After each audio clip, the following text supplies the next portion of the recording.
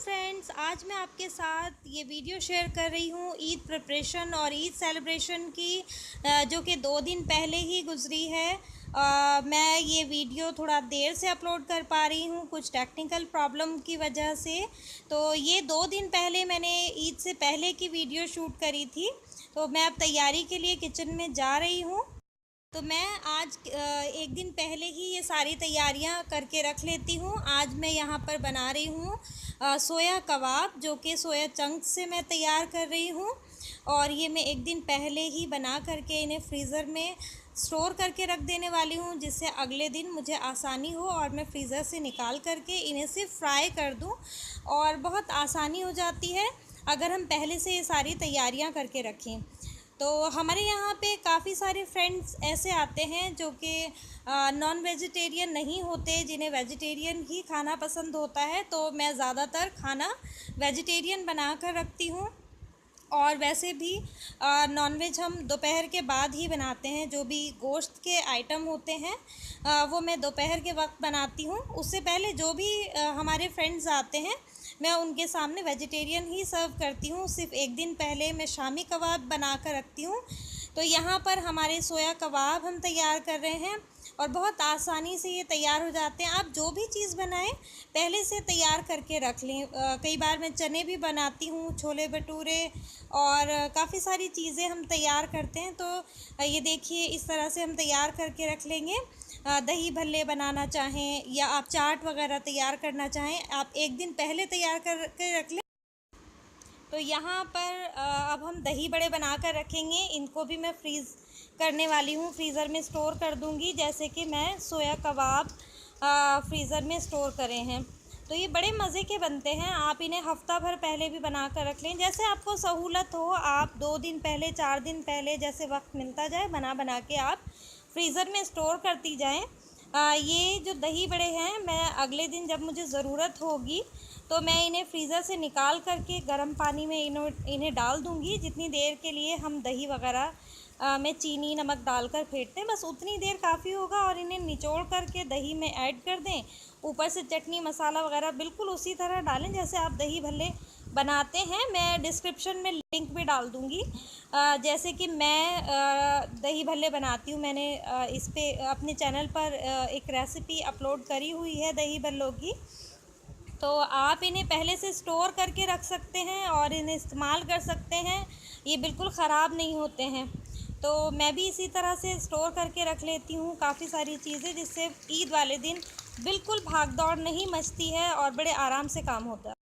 एक और जो रेसिपी मैं तैयार कर रही हूँ वो कॉर्न कबाब की रेसिपी है। इसको भी मैं स्टोर करके रख देने वाली हूँ और बड़ी आसान सी रेसिपी है।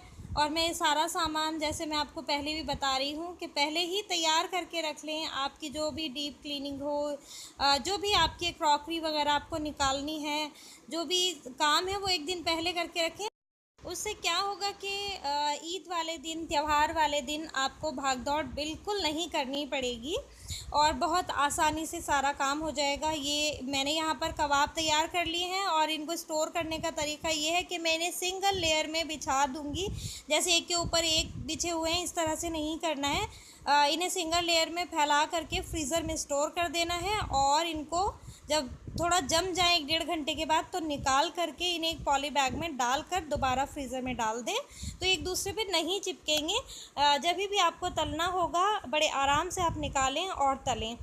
मेरे बच्चों को अभी बड़ा शौक़ हो रहा है, तो उन्होंने कहा कि कुछ कबाब हमें तल कर दें। तो मैं यहाँ पर उन्हें अभी गर्मा गर्म तल कर खिला रही हूँ। तो यहाँ पर मैं तल रही हूँ और साथ साथ मेरे और काम भी चलते जा रहे हैं।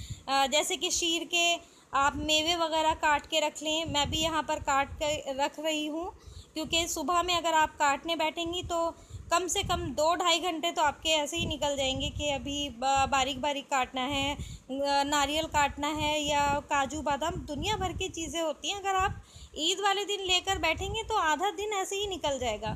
तो कुछ काम इस तरह के हैं कि आप सवेरा सवेरा निपटा लें, 1-2 दिन पहले निपटा लें, तो बड़े सुकून से ईद वाले दिन या कोई भी त्यौहार है बड़े आराम से, बहुत सुकून से निकलता है और हम लोग भी अच्छी तरह से ईद सेलिब्रेट कर पाते हैं।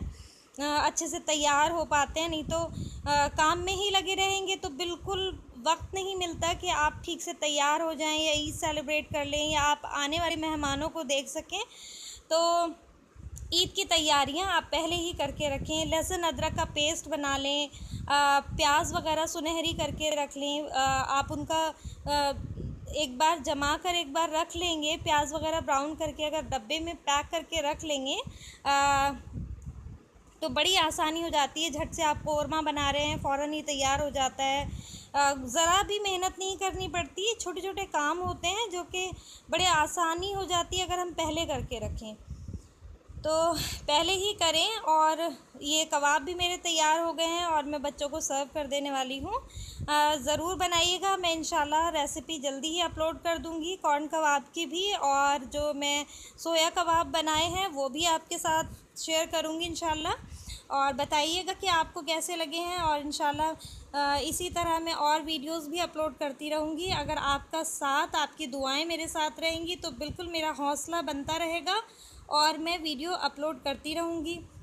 तो ये देखिए कबाब हमारे इसी तरह बड़ी आसानी से, जैसे आपने देखा, बिल्कुल भी बिखरते नहीं हैं और बहुत अच्छे से तैयार होते हैं, बहुत मज़ेदार तैयार होते हैं।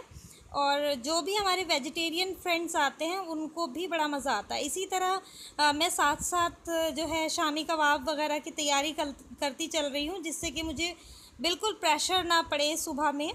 तो इसी तरह मैं, ये देखिए हमारे तैयार हो गए हैं, बड़ा मज़ेदार बने हैं, बच्चों को बहुत पसंद आए।